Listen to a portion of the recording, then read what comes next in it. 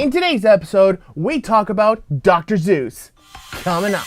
In today's episode, you're going to feel empowered, unstoppable, and gain the tools to accomplish anything you can dream of, using real examples from some of the most successful entrepreneurs in the world.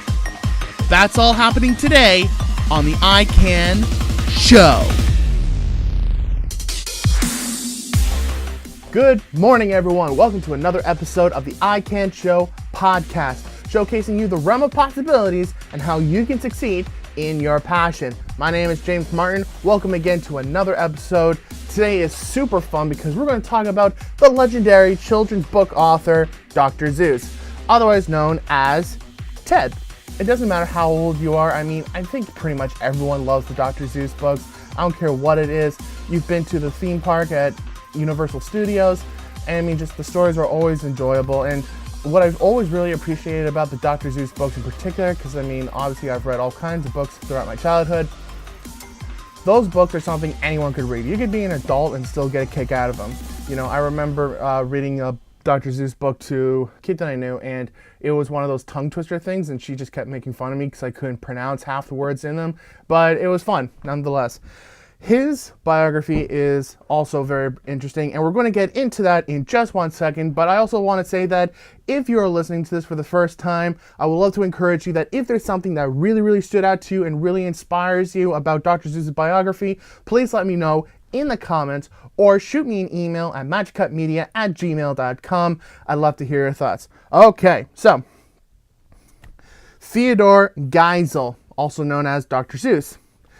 He's an American children's author, political cartoonist, poet, animator, screenwriter, filmmaker, and artist. Best known for his work writing and illustrating more than 60 books under the pen name Dr. Suess. His work includes many of the most popular children's books of all time, selling over 600 million copies and being translated into more than 20 languages by the time of his death. So Ted was born March 2nd, 1904 in Springfield, Massachusetts. He would have neighbors that would appear in his books later, such as Terwilliger, Bickelbaum, and McElligott. Ted has been described as being very lonely and liked to keep his thoughts to himself. His father, Theodore, would take him to the zoo every Sunday growing up. Theodore would give him paper and pencil and encouraged him to practice drawing the animals. His mother, Henrietta, would read to him and his sister every night with a unique rhythm that Ted would pick up later on his writing. Coming from a German descendant, during the rise of World War I, he was often bullied at school and was referred to as the Drunken Hun. Later, Ted would join the Dartmouth College and would write stories for the campus magazine. He got a chance to write some nonsense cartoons, and then during his senior year, he got drunk and lost his job. Anytime he would write, he would go under various different pen names. Later, Ted would move to England to join Oxford University to become a professor of literature. During his lectures, his mind would lead him away and he would write and draw nonsense. A few years later, he would drop out of the university. Later, Ted got a job making $75 a week drawing cartoons at a comedy magazine. Ted would start writing his stories going by as Dr. Suess as compensation for never becoming a doctor at Oxford University. There are many reasons why he would go by Suess instead of Geisel. One story is that he was saving his real name when he would write his greatest stories. Interesting. Now, about a year into his writing career, he wrote a cartoon about a knight who would wake up to a dragon and said, "Darn it all, if after I've just finished spraying the whole castle with flit." Well, in that story, flit, F-L-I-T, became a very popular catchphrase. It eventually became a huge catchphrase, especially when said, "Quick, Henry, the flit," became a product as a bug spray. Later on, flit would actually become a product name as a bug spray, and they would associate with a catchphrase called, "Quick, Henry, the flit." Well, the product became a success thanks to the name and the words. Later, his made-up weird words and character designs would become a hit, with products being named after his words, and physical characters would become collectibles. Now, unfortunately, the Great Depression did hit him hard. Ted would take his wife for long trips around the world. One night, on a trip back home, without sleeping and with a bottle of vodka in hand, he would write a story that reminded him of his childhood, called "And to Think I Saw It on Mulberry Street." 27 publishers turned the book down, most of it saying that it lacked a moral.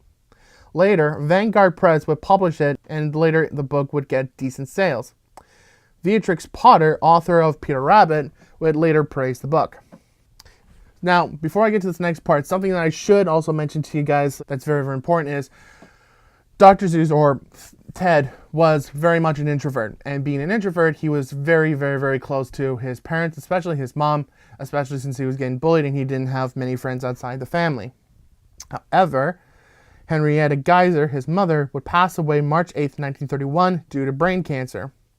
His mom was important to Ted for encouraging him, but later, after settling a divorce, his sister, Marnie, would move back home with her daughter to take care of her father, Theodore, but would become a very heavy alcoholic, which ended up causing her to die of a heart attack in 1945. Ted, or Dr. Seuss, felt very guilty about his sister's death and would never speak of it ever again. Ted's niece, Peggy, would later get married to Bennett Cerf, a publisher. Bennett was very fascinated with Ted's book work and wanted to help him become more famous. He would say to Ted that he would publish any book that Ted wanted to do, and so later Ted would actually write an adult-themed book called The Seven Ladies God Divas. It was meant to serve the adult market, but it became an instant failure. Later, he would write the book Horton Hatches the Egg. It was a children's story, but it had a moral. Critics said that you can't tell a children's story with a moral, but he thought otherwise. The book sold more copies than any of his previous books. Unfortunately, he would stop writing children's books due to the rise of World War II. Now, it's during World War II that he would turn from being a writer to a filmmaker. This I found kind of interesting. During the rise of World War II, he joined the Liberal magazine and would create simple cartoons conveying messages regarding what was happening in Europe. He was 38 years old and he would move to Hollywood. Frank Capiro hired Ted to create cartoons with animator Chuck Jones, who originally was working on Bugs Bunny and Tweety and all that stuff, that would teach young soldiers the lessons to teach them to be better soldiers. These were simple films just for the soldiers and would never be released into the general public. After World War II, 7 years later of not writing any children's novels, he would return with his second children's novel, McElligot's Pool. It would start a trademark in children's illustration for using watercolors. So it became successful, and then he would go to publish most of his other books through Random House in North America and William Collins, sons later HarperCollins internationally. He wrote many, including such favorites as If I Ran the Zoo in 1950, Horton Hears a Who in 55, If I Ran the Circus, 56, The Cat in the Hat in 57, How the Grinch Stole Christmas in 57, and Green Eggs and Ham in 1960.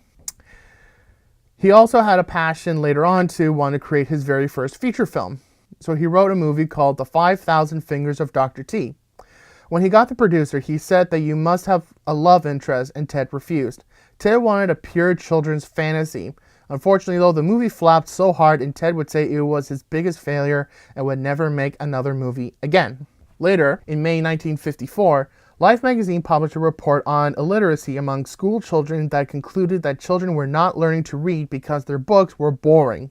William Spalding would compile a list of 348 words that he felt were important for first graders to recognize. He asked Geisel to cut the list to 250 words and to write a book using only those words. Spalding was also the director of Education Division. Ted would easily discover some of the words would start rhyming, such as cat and hat. Ted has noted that he worked incredibly hard to perfect the writing and designs of his stories. So he was creating a project known as The Cat in the Hat. The book would take over a year to write. Ted once pointed out that to write a 60-page book, he would write 1,000 pages and would cut that down to what he needed. It was his way of kind of being a bit of a perfectionist.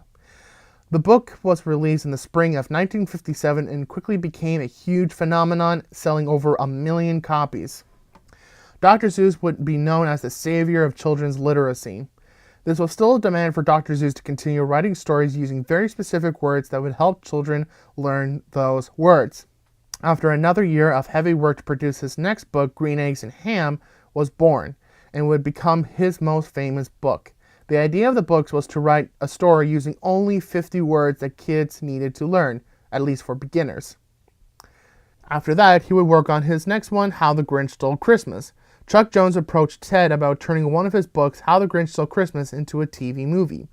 Originally, Ted did not want to do it after his bad experience of making the 5,000 Fingers of Dr. T, but was encouraged to go ahead with it.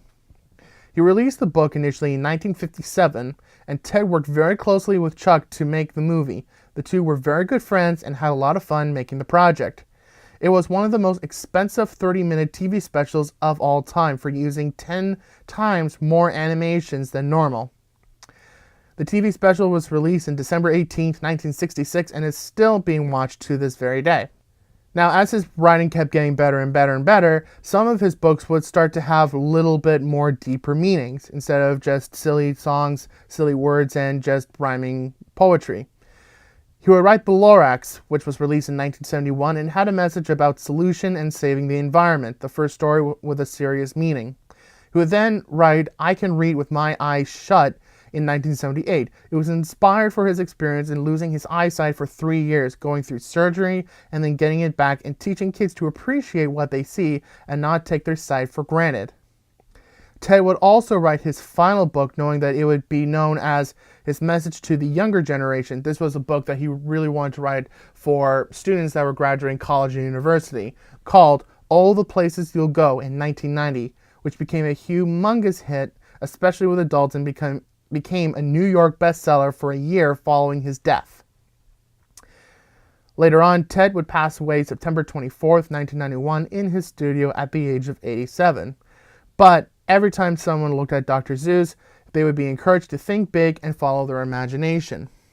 What's really, really cool about Dr. Seuss's books is that his stories would be told to this day, but not just in books, but in several different formats like movies. Several movies were based on his books, such as The Lorax, which came out in 2012, The Cat in the Hat, which came out in 2003, How the Grinch Stole Christmas in 2000, Horton Hears a Who in 2008, and the upcoming movie The Grinch, which is to be released this Christmas 2018. There was also the most amazing Broadway musical called Seussical the Musical, which is a Broadway musical sort of surrounding The Cat in the Hat and Horton Hears a Who, but also includes all of his other books, McElligot's Pool, Green Eggs and Ham, etc., etc., etc., which made its Broadway debut on November 30th, 2000, and would inspire the theme park Seuss Landing at Universal Studios in Florida. All right, I want to hear from you right now. Has there been a moment or anything from Dr. Seuss's biography that has inspired you to continue for you to do what you're doing today? Let me know in the comments or shoot me an email at matchcutmedia@gmail.com. I'd love to know your feedback and I'd love to know your thoughts. If you got any value out of this podcast, I would love to invite you to our merchandise at shop.spreadshirt.ca/ICANShow. Anytime you purchase any of the t-shirts or the special products we have up there, you're further supporting this podcast so we can continue to make this into the year 2019 and make these better and better and better and have a lot more options. So I hope this helped you guys. Keep being inspired, keep being empowered, never give up, follow your dreams, and I'll see you next time.